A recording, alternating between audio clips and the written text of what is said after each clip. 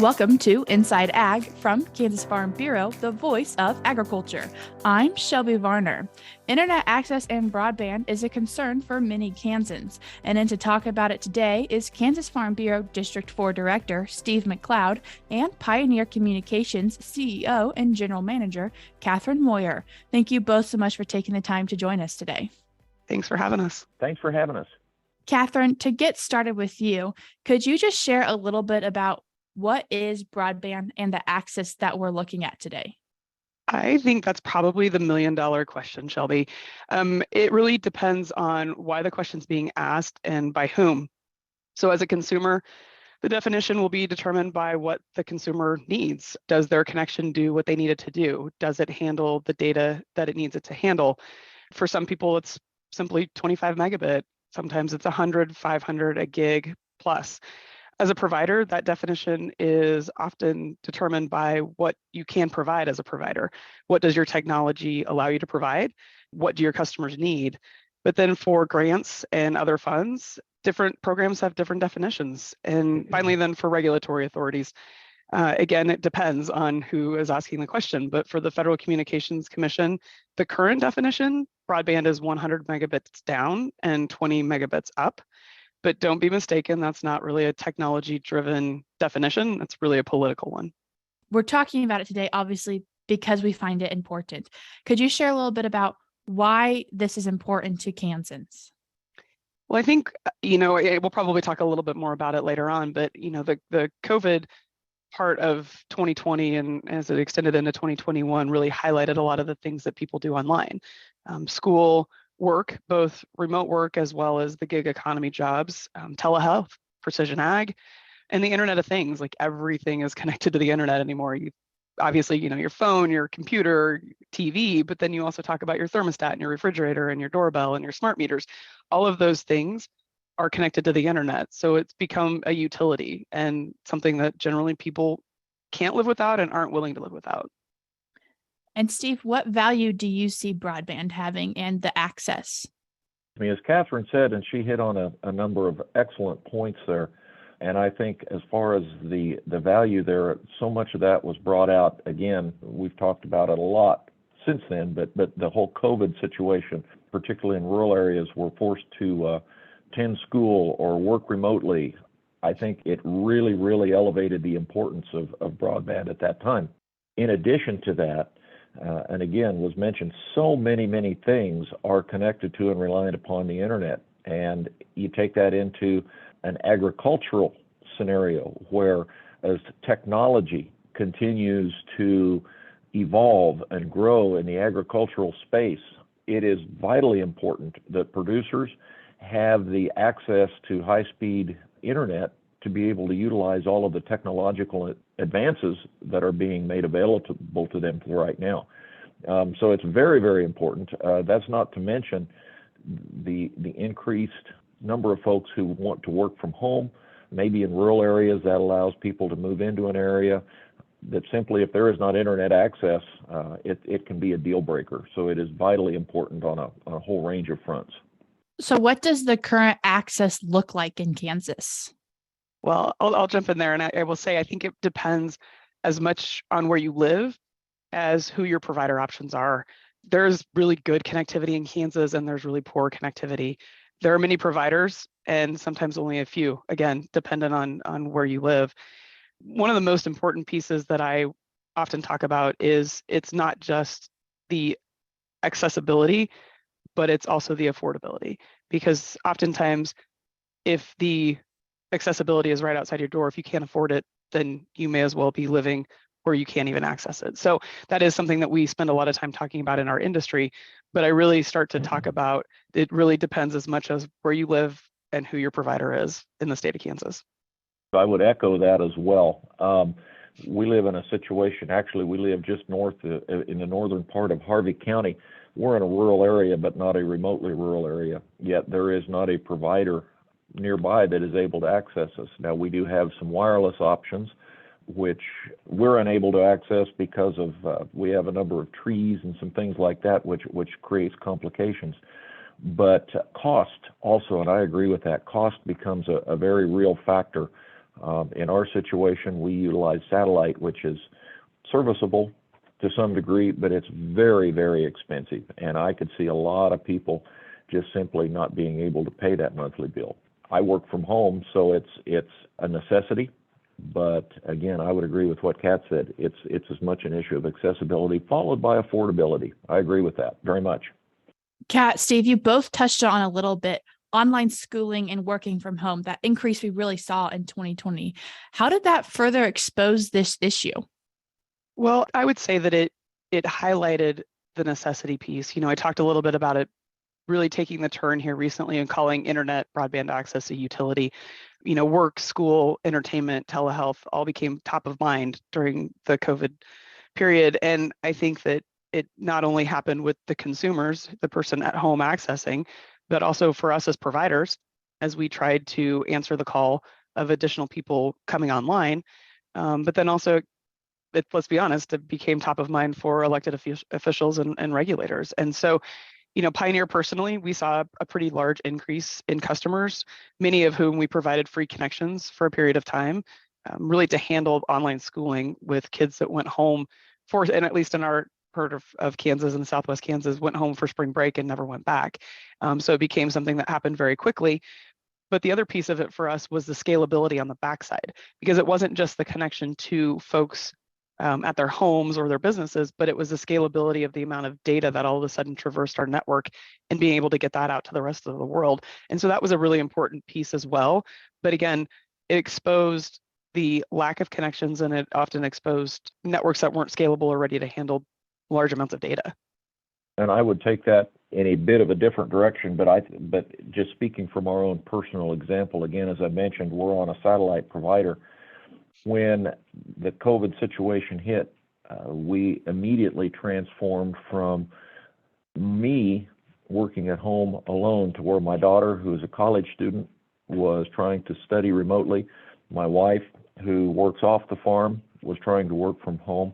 And we ran into two issues immediately. Number one was connectivity, and just three of us trying to do the same thing in the house at the same time simply was not possible.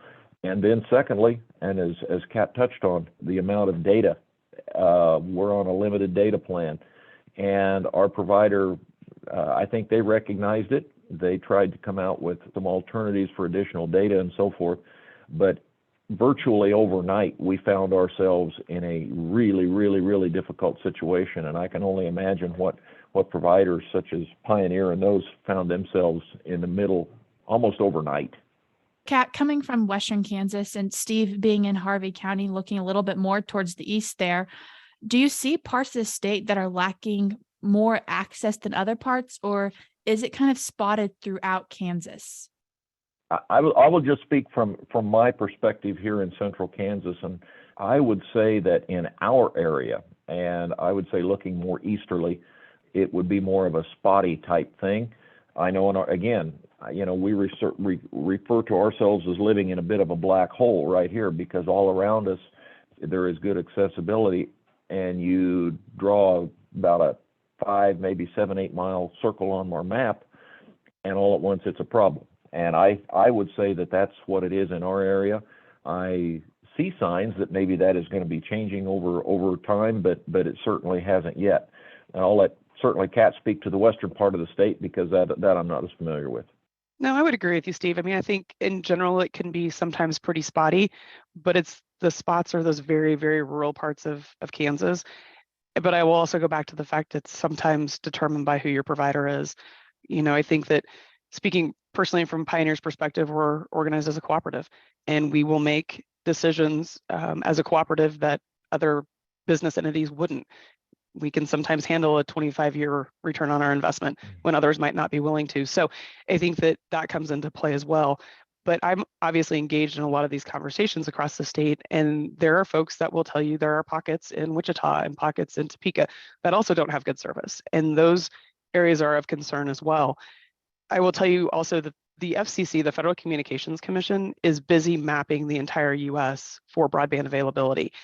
And what they're doing that in anticipation of grant dollars that are going to come down the pike. Probably at this point, we were hopeful in 2023, but I think it's probably looking more like 2024. to do that, it was a really big undertaking to map the US, but I would direct your listeners to a website, which is broadbandmap.fcc.gov. And there they can look at particular parts of Kansas, or any part of the US for that matter, but particular parts of Kansas. They can input their address. They can look at what providers say is available to them. They can look again at other parts of the state and see providers and see plans and see availability. And then they can also challenge it. So if they put their address in and they figure, okay, wait, that is completely incorrect, they can actually issue a challenge, and the FCC at some point would hopefully update the map. But again, I think that map is a pretty handy tool to help identify these pockets that are truly unavailable or have, service that is not up to the broadband definition, at least that the Federal Communications Commission has put on it. I would add on to that, to what Kat said, a couple of things. First of all, we live in one of those spots where, again, so much of it is the provider. Ours is, again, not mentioning any names, but ours is one considered to be a legacy provider.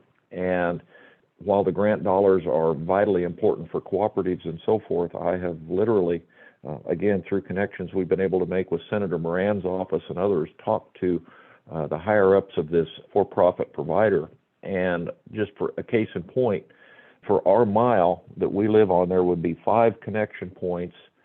And I was just very simply told that these do not meet our profitability requirements. And I thought Kat's point very much is a good one there with cooperatives, where they can, and we're seeing that in cooperatives in our area, they can take a longer return on their investment, whereas a for-profit or a provider such as that simply is unwilling to do so.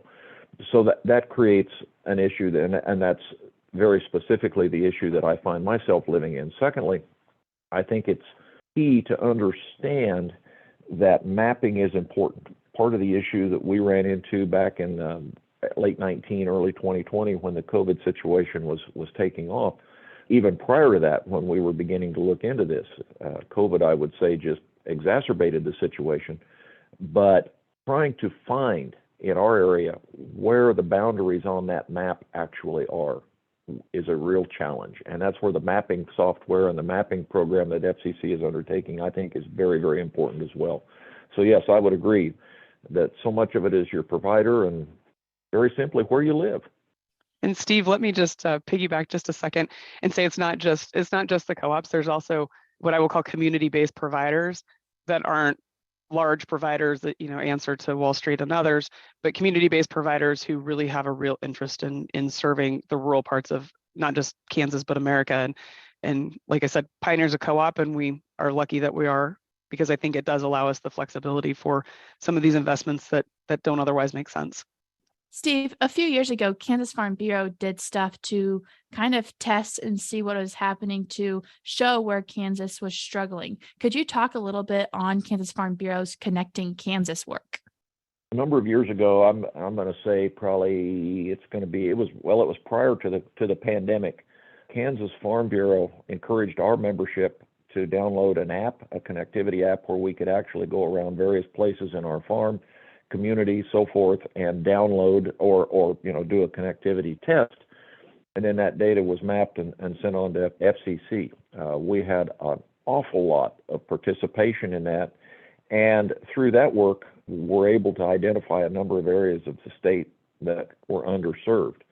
So that work was done a number of years ago. I think it's now quite similar to what they're doing with the mapping with FCC now. I'm not as familiar with that.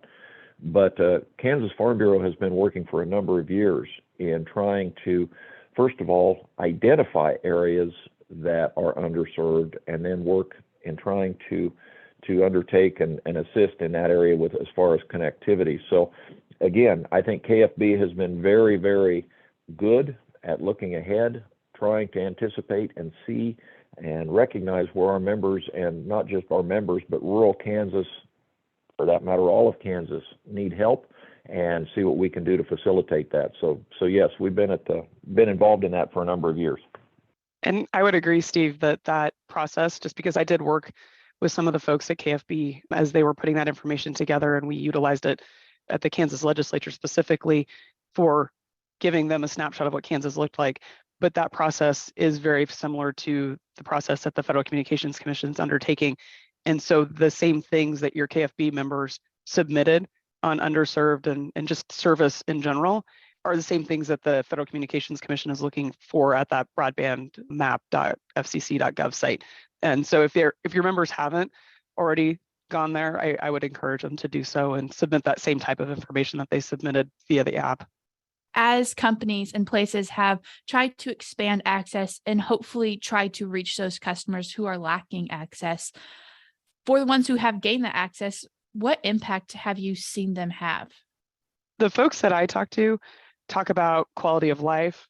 Oftentimes it's entertainment. They want to talk about, streaming capabilities and whatnot, the Netflix and chill type of conversation. But I think the ones that make a real difference to folks, the ability to work from home, the ability to school from home, to pursue further education without going elsewhere to do that, the opportunity to attend doctor's appointments, not just the ones locally, but specialists that you would otherwise, at least in rural Kansas, you'd have to travel to, say, a Wichita or a Kansas City or, a Denver.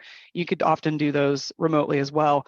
And then specifically, precision agriculture. And I think the opportunity, and Steve highlighted it a little bit, the opportunity to be able to use those tools and the things that are occurring in the precision ag world oftentimes require pretty hardy connection. And once you have that, then you have the ability to go out and pick and choose those precision ag things that are going to be helpful to folks that are farming in Kansas. And I would add on to that, and I agree 100%. Back and I won't, go into how old I am, but back, early on when things were just as far as the internet connectivity and so forth were first coming on, in many respects it was seen as something that was, I won't say a luxury, but something that was, it was nice to have.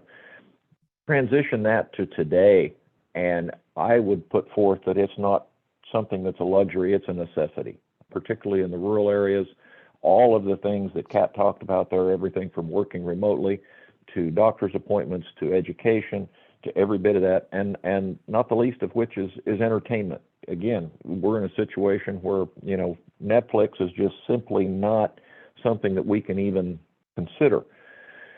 I've heard others say, so I can't take credit for this, but I think it's very, very apt that they have related the broadband and the connectivity issues of today with the rural electrification issues of the early to mid 1900s.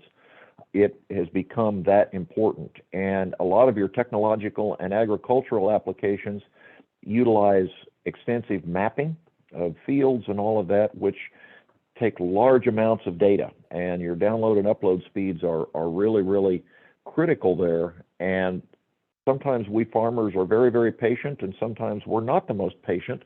And sitting there and watching the little gray circle go around and around and around on your screen is one of those times when we're not very patient. And just the issues that causes, it's absolutely vital in today's technological, particularly in agricultural world, to have that type of connectivity. It's just simply not an option anymore.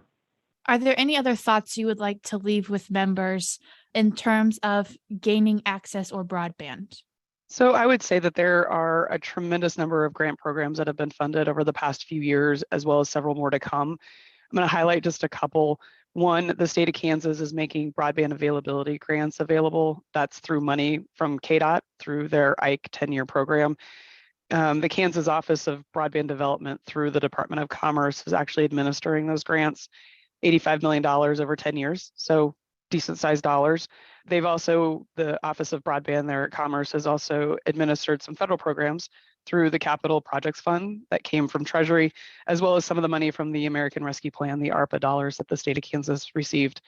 And soon, as I referenced maybe a little bit earlier, the Office of Broadband Development will get some federal money from the Infrastructure and Jobs Act. And that's the FCC map that I referenced. That is what's going to determine the funding. Every single state and territory gets $100 million, but the rest of the money that will be distributed, roughly about $42 billion, will go based on what the map says is available and unavailable. So Kansas is estimated to get somewhere around $400 to $500 million, which the Office of Broadband Development will also help to grant to providers and others who are interested. And what I would say about that is just having an active voice at your local level, whether that's with your provider, whether that's with a provider that's relatively close, make those connections and have those conversations, but also talk to your local folks, your county commissioners and your city council, because they are going to play strong roles in, I think, helping bridge the gap of where availability is and being able to bring some providers to the table and have those conversations, which will allow some of those dollars to perhaps come to places that are concerning to some of your members. I would concur with everything that Kat says there, and simplify it even to the point of just say show up. Right now, the Department of Commerce is doing what they're calling their Broadband Roadshow, and they're doing a number of town hall type meetings throughout the state. Show up. Make sure your voice is heard. I would also agree, talk to your county commissioners, your state legislators, your state senators, even when your local congressional representative is having a town hall or something. Show up and speak up. The old cliche that the squeaky wheel gets the oil, and sometimes, in some cases, is very, very true. The other thing, and I would make this point as well, when you do visit these things or talk to your legislators, many times, and Kat touched on it earlier in our conversation, sometimes it's a matter of affordability, and maybe the emphasis is being put there. But we need to also tell the accessibility story in the rural part of the state. It's really a two-pronged situation. Number one, those who can't afford it, but then those who just don't have accessibility. So please, I would encourage our members to show up at these meetings, show up at county commission meetings. Anywhere you have an opportunity to tell your story and reach out, I would encourage you to do so.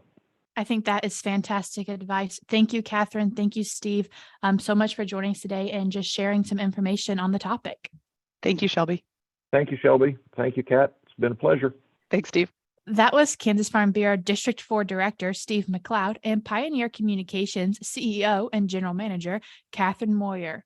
That study that Kansas Farm Bureau did took place in 2018, where they conducted more than 6,000 tests using major cellular carriers. Of the tests, more than 2,600 met the required FCC guidelines, including samples outside a building or vehicle, no Wi-Fi usage, location enabled, and manually initiated. Nearly 1,600 reported download speeds of less than 5 megabytes per second, well below the threshold of adequate service. 6 locations from southeast of Bern to Maxville area met the FCC criteria for substandard service. If you'd like to read more information on this, you can go to www.kfb.org/connectingkansas. Kansas Commerce also has a website where you can find more information on this, where you can go to www.kansascommerce.gov/Office of Broadband Development. And that map that Catherine Moyer mentioned, you can go to broadbandmap.fcc.gov to find more information. If you enjoyed the podcast, give it a like and share with others. I'm Shelby Varner, and this has been Inside Ag from Kansas Farm Bureau, the voice of agriculture.